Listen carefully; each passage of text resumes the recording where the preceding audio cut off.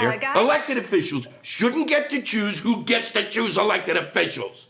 Look, people marched and fought and died for the right to vote, and they want to legislate away that sacrifice to stay in power?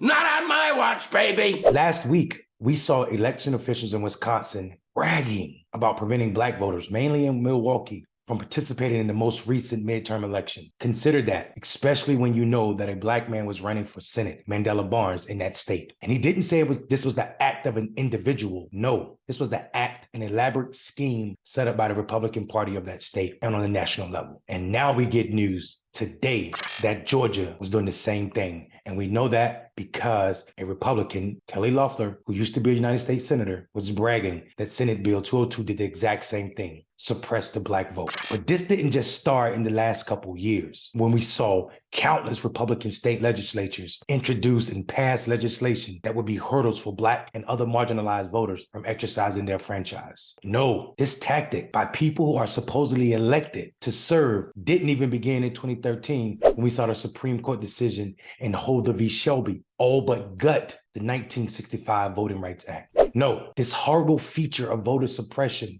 in the United States is of the United States and is as old as the Democratic Republic itself. In the Constitution, this country calls itself a democratic republic. Democratic because the people can govern themselves. Republic because the government's power lies in the people. What power lies in Black people when we see elected officials behaving in this manner? As a Black person who works to ensure that more Black men have access to the voting box, I'm forced to deal with this on a regular basis. And a question that I've considered asking myself constantly is how do I make citizens, Black citizens, buy into a system that is always working to prevent them to have access to the very vote that is supposedly the foundation of every citizen's right? How?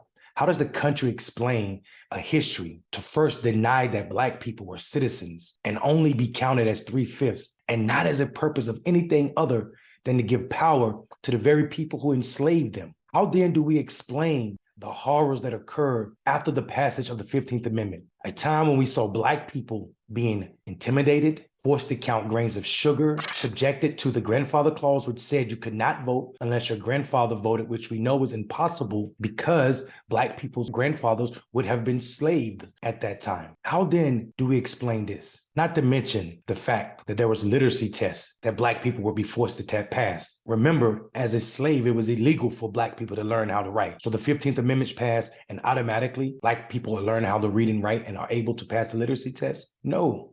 There was no humanity in these actions, and they were not meant to be humane. They were meant to do just what they were doing, preventing Black people from having access to the ballot. So when we're honest about what and when voter suppression began, it becomes crystal clear that every effort we see now is nothing more than a continuation of what it has always meant for Black folk to try and exercise their franchise. Brutal, inhumane, undemocratic, and a threat to our very democracy. So whether it's Kelly Loeffler in Georgia or Spindle in Wisconsin or one of the many state legislatures controlled by the Republican Party across this country, we are all better off and better served if we keep it real and call voter suppression what it truly is, a byproduct of the United States democracy, nothing more and nothing less. If we were to say it clearer, we can simply say it's white supremacy in electoral fashion. Have a wonderful evening, not before you think about it.